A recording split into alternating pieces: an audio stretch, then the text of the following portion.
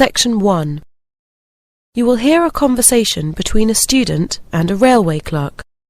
First, you have some time to look at questions 1 to 5.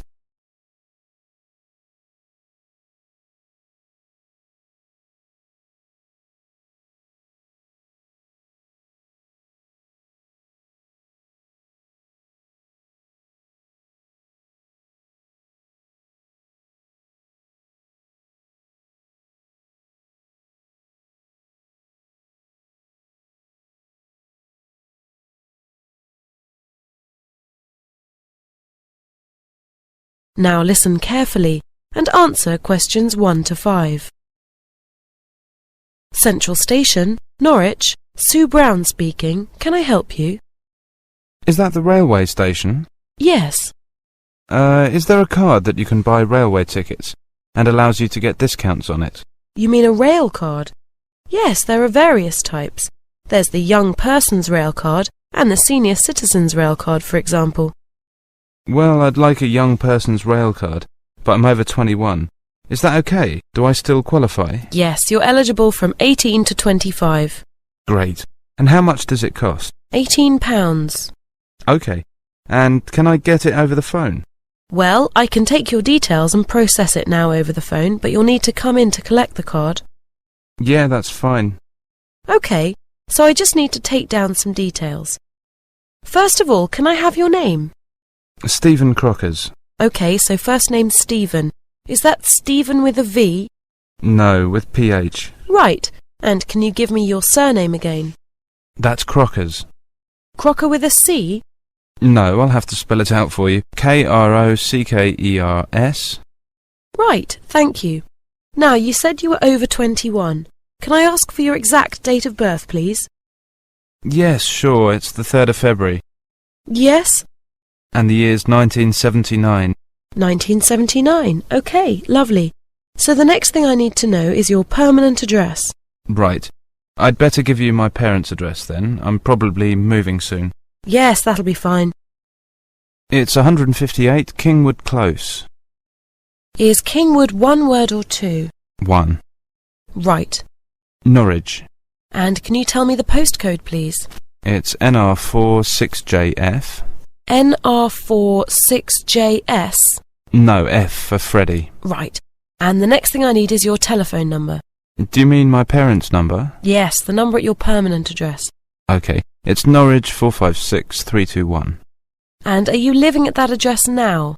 No, in term time I'm in lodgings. But like I said, I might be moving soon. Never mind. Just give me the address where you're staying now. Right, it's 62 Housewalk Terrace, Wakefield. And the postcode? WF1 4NN. Right, that's fine. Before you hear the rest of the conversation, you have some time to look at questions 6 to 10.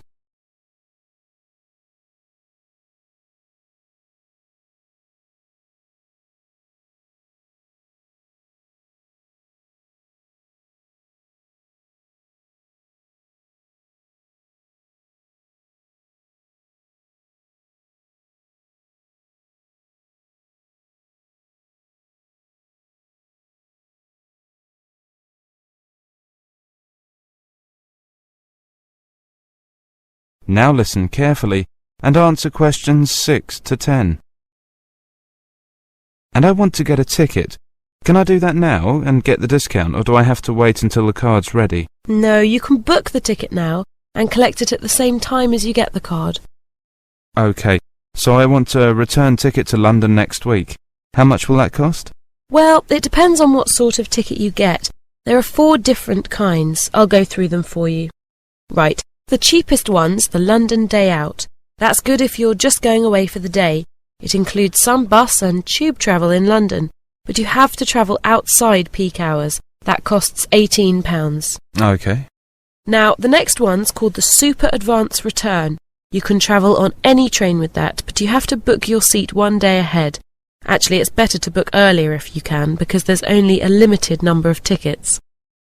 Okay, and how much is that? It's £23. No, that doesn't sound too bad. What about the other types of tickets? They're more expensive. There's one called the Saver, which again you can use on most trains outside peak hours. That's £29.30. But you don't need to buy it in advance. You can get it on the day you travel. That's a bit expensive. And finally, there's the Open ticket. And with that you can travel on any train on any day of the week and you don't need to book ahead. But that costs £60. £60? Right, I'll have a super advance. Now, I'd like to leave next Friday morning on the 8:30 train and come back on Sunday at 10 p.m. And you said that usually costs £23? That's right. So how much do I save with the Railcard? You get a third off. A third off £23 is £7.66, so you'll pay £15.34. But then this time you have to pay for the Railcard too. That's £15.34 plus £18, so altogether you'll have to pay £33.34. And when can I collect them? They'll be ready by Wednesday. They should be at the bookings office after about 10 a.m. Oh, I don't know if I can make it on Wednesday. You can't post them, can you? No, you have to collect your Railcard in person and sign it. And I nearly forgot to tell you, you need a passport-sized photograph for it. If you don't have one, there's a machine on the station. No, I think I've got one somewhere. I needed some for my college application. I think I had one left over. Good. So, is there anything else? No, that's great. Thanks a lot. Bye. Goodbye. That is the end of section 1. You now have half a minute to check your answers.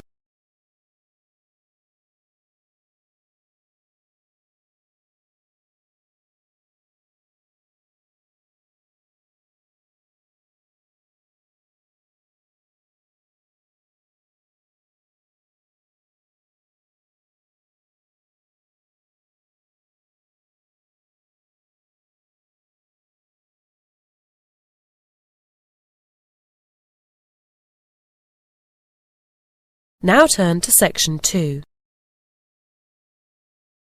Section 2. You will hear a talk to new students at a university. First, you have some time to look at questions 11 to 13.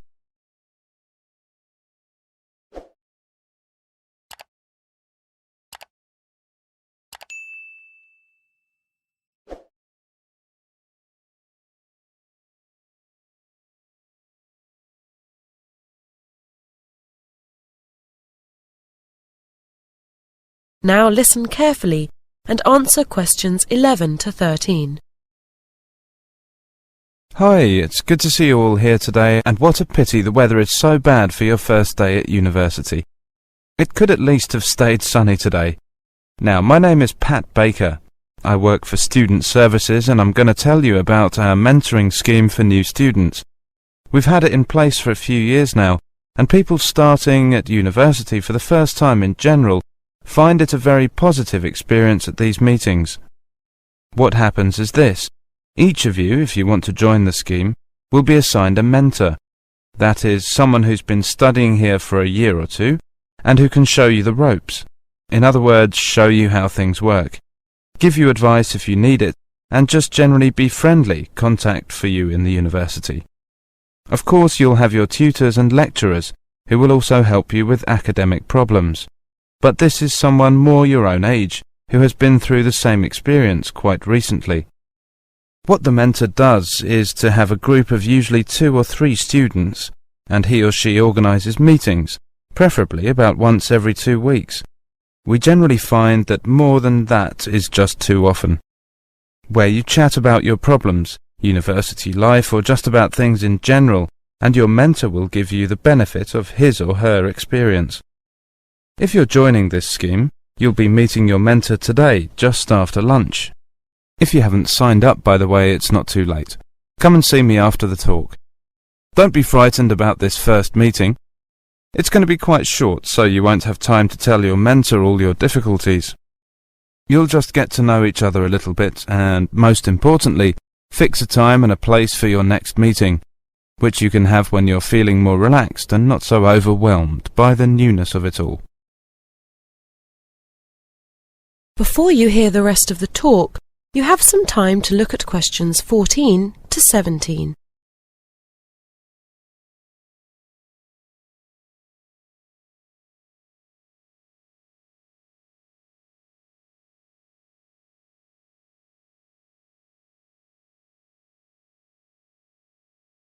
Now listen carefully and answer questions 14 to 17. Mentors, as I've said, have been through the same experience as you quite recently, so they can understand your problems. They'll be able to tell you about academic systems, which are so different at university from what you were used to at school. Also, because at university you are much more independent and you have to spend so much time studying on your own, they can suggest techniques for studying which will help you to keep up to date with your work. This university is an enormous place, so another thing which they'll be able to help with is university facilities. You know, anything from sports halls to libraries to medical services, and they can probably help you get involved in all sorts of social activities too. Parties, clubs, sports, whatever. Before you hear the rest of the talk, you have some time to look at questions 18 to 20.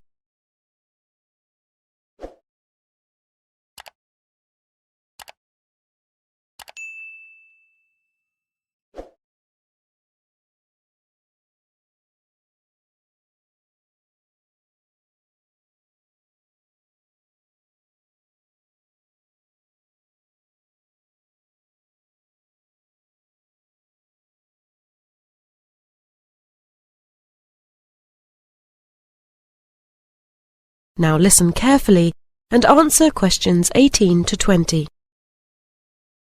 So, as you can see, this is a pretty useful scheme, but it does rely on people keeping in touch.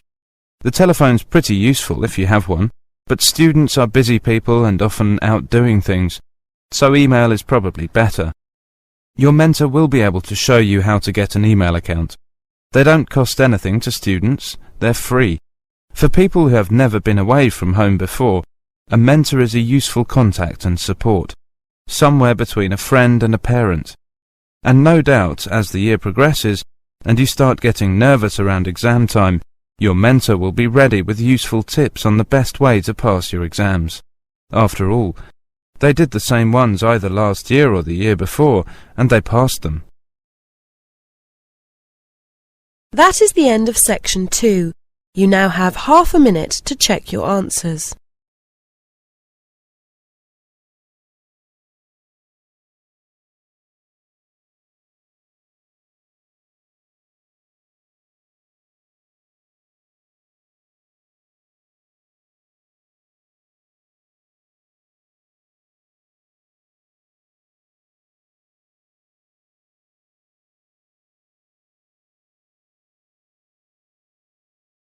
Now turn to section 3.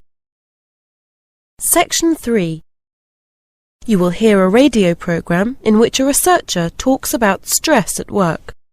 First, you have some time to look at questions 21 to 24.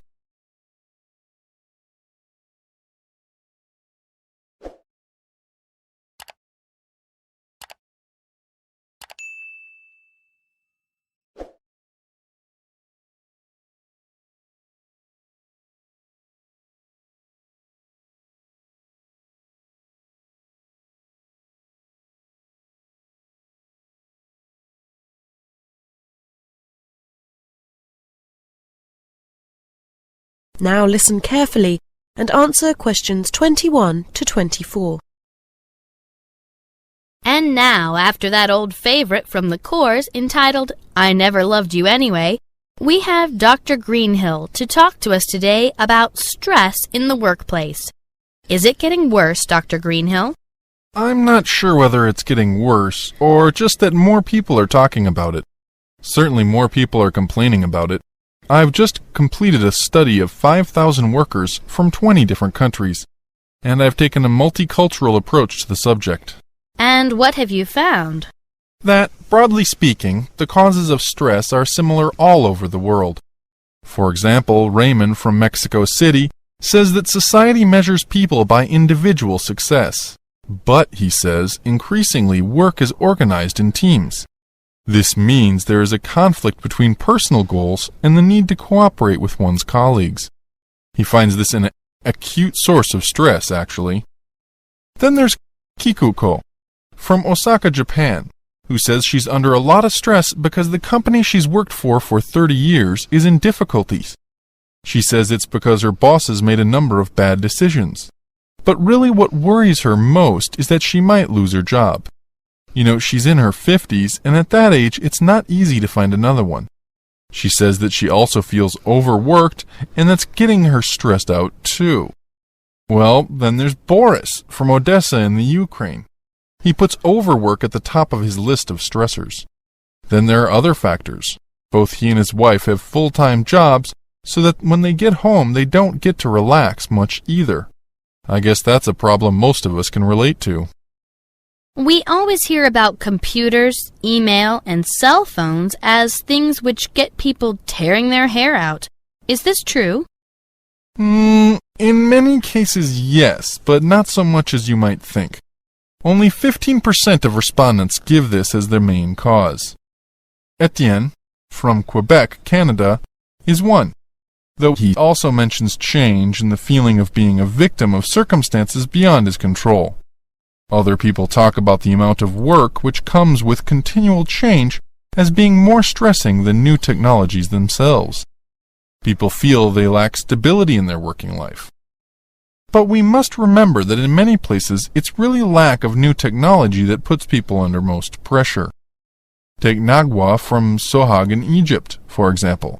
She says that for her the main source of stress was working in noisy, hot, unventilated conditions day out and with no end in sight. So it seems we can't win either way. Before you hear the rest of the program, you have some time to look at questions 25 to 30.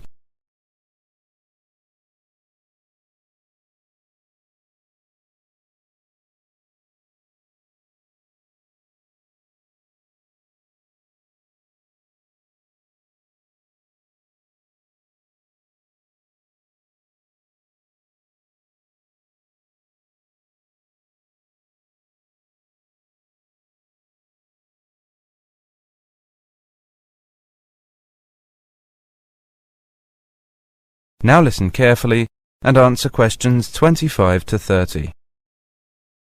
So, what can we as individuals do to make things easier for ourselves?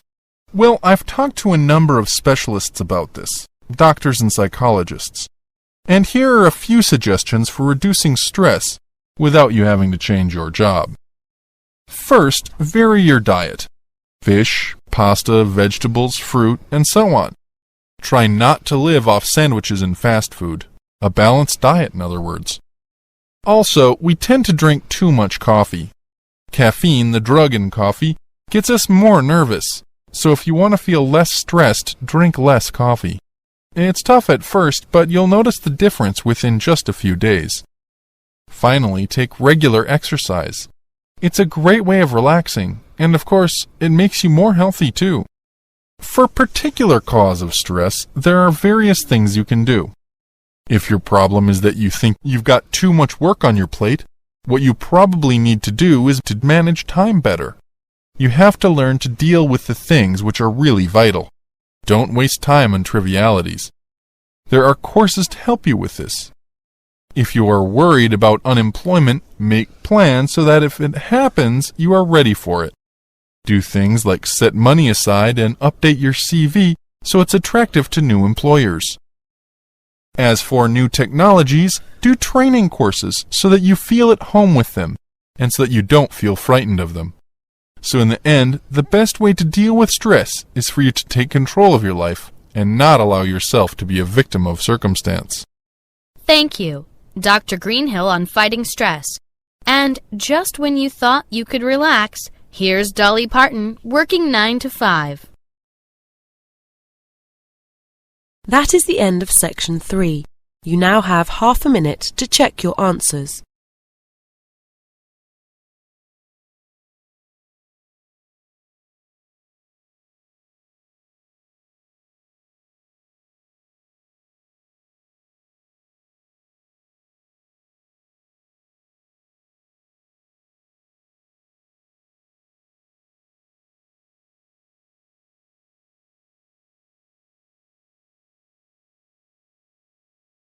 Now turn to section 4. Section 4. you will hear an extract from a lecture about solar eclipses in history. First, you have some time to look at questions 31 to 36.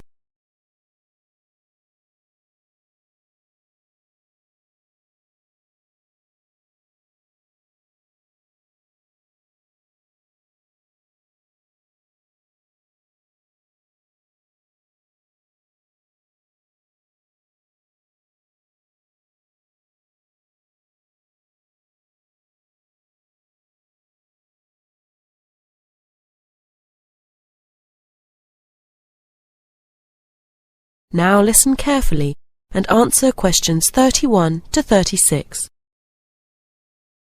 Good evening and welcome to this month's Observatory Club lecture. I'm Donald Mackey and I'm here to talk to you about the solar eclipse in history. 1,000 years ago, a total eclipse of the sun was a terrifying religious experience. But these days an eclipse is more likely to be viewed as a tourist attraction than as a scientific or spiritual event. People will literally travel miles to be in the right place at the right time, to get the best view of their eclipse. Well, what exactly causes a solar eclipse? When the world goes dark for a few minutes in the middle of the day. Scientifically speaking, the dark spot itself is easy to explain. It is the shadow of the moon streaking across a different and, to all intents and purposes, a seemingly random part of the globe. In the past, people often interpreted an eclipse as a danger signal heralding disaster, and in fact, the Chinese were so disturbed by these events that they included among their gods whose job was to prevent eclipses. But whether or not you are superstitious or take a purely scientific view, our earthly eclipses are special in 3 different ways. Firstly, there can be no doubt that they are very beautiful. It's as if a deep blue curtain has fallen over the daytime sky as the sun becomes a black void surrounded by the glow of its outer atmosphere. But beyond this, total eclipses possess a second, more compelling beauty in the eyes of us scientists, for they offer a unique opportunity for research. Only during an eclipse can we study the corona and other dim things that are normally lost in the sun's glare. And thirdly, they are rare. Even though an eclipse of the sun occurs somewhere on Earth, if you sit in your garden and wait, it will take 375 years on average for one to come to you. If the moon were any larger, eclipses would become a monthly bore. If it were smaller, they simply would not be possible. The ancient Babylonian priests, who spent a fair bit of time staring at the sky, had already noted that there was an 18-year pattern in their recurrence, but they didn't have the mathematics to predict an eclipse accurately. It was Edmund Halley, the English astronomer, who knew his maths well enough to predict the return of the comet, which incidentally bears his name. Before you hear the rest of the lecture, you have some time to look at questions 37 to 40.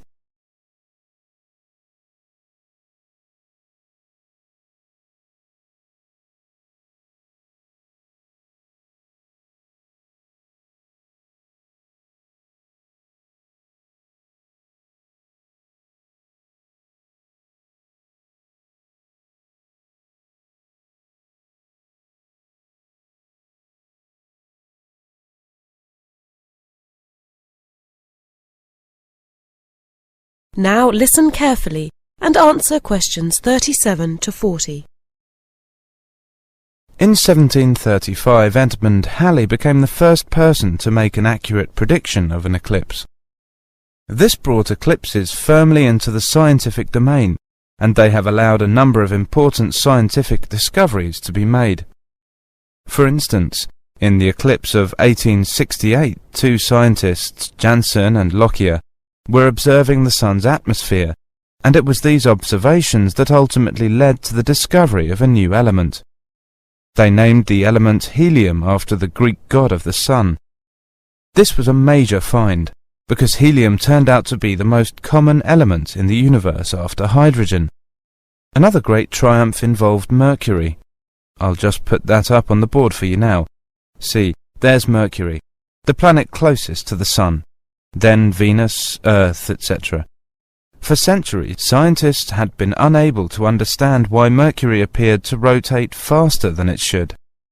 Some astronomers suggested that there might be an undiscovered planet causing this unusual orbit, and even gave it the name Vulcan. During the eclipse of 1878, an American astronomer, James Watson, thought he had spotted this so-called lost planet. But alas for him, he was later obliged to admit that he had been wrong about Vulcan and withdrew his claim. Then Albert Einstein came on the scene. Einstein suggested that rather than being wrong about the number of planets, astronomers were actually wrong about gravity. Einstein's theory of relativity, for which he is so famous, disagreed with Newton's law of gravity in just the right way to explain Mercury's odd orbit. He also realized that a definitive test would be possible during the total eclipse of 1919, and this is indeed when the theory was finally proved correct. So there you have several examples of how eclipses have helped to increase our understanding of the universe. And now let's move on to the social. That is the end of section 4. You now have half a minute to check your answers.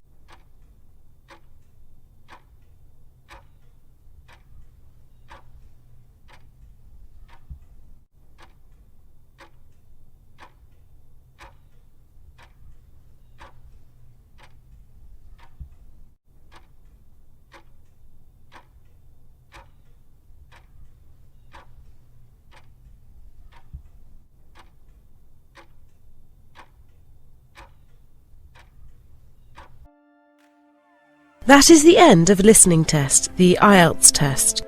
You now have 10 minutes to transfer your answers to the listening answer sheet.